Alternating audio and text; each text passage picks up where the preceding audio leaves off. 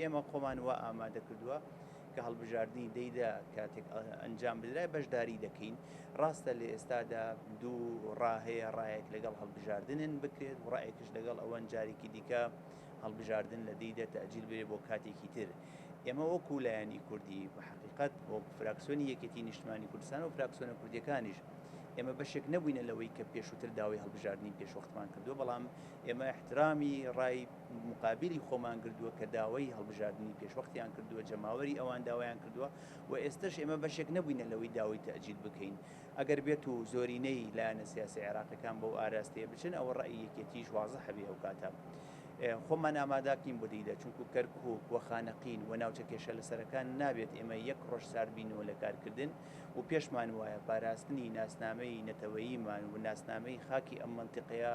بەڕای من و بەڕای زۆرینەوەی لە عملی سیاسەکە تێگەشتوین تەنها لە ڕێی سندوقی دەنگدانەوە بێت کەرکووچەکان پێیان وایە قەنەعەتی تەواویان لەوە هەیە و ئەمەش ڕاستیە کە چارەسەرکردنی کێشەکانی کەرکووک بە یەک ریزی و یەک خیتابی سیاسی دەبێت هەنگاوی یەکەمی بزوتنەوەی گۆڕان و یەکێتی نیشتمانی کوردستان بە دروستکردنی هاوپەیمانی کوردستان هەنگاوێکی ڕاستەقینەی لەسەر ڕێڕەوی چارەسەرکردنی کێشەکانی کەرکووک لەگەڵ بەغدا لە بەرەوەی کاتێک کە لیستێکە بێ ئەو لیستە لە پێناو یەک ریزی و یەکەڵوێسی و خیتابی بێ پێگەی کورد بەهێز دەکات بەهێزکردنی پێگەی کوردوا دەکات لە بەغدا بتوانین بە دەنجێکی بەرزتر و بە توانایەکی زیاتر بدەین هەوڵ دەین چارەسەری کێشەکانی کەرکووکەین بڵێ من وەکو کاندیدێکی یەکێتی نیشتیمانی کوردستان لە لیستی هاوپەیمانی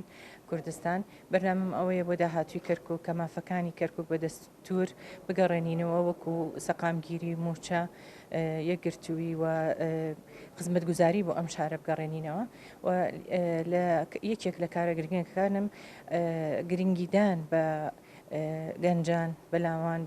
دەرچوان بۆ داوای دامەزراندنکردنیان لە مؤسساتی تعلیمی لە مؤسساتی دەوائری محافەزە لە شاری کەرکووک.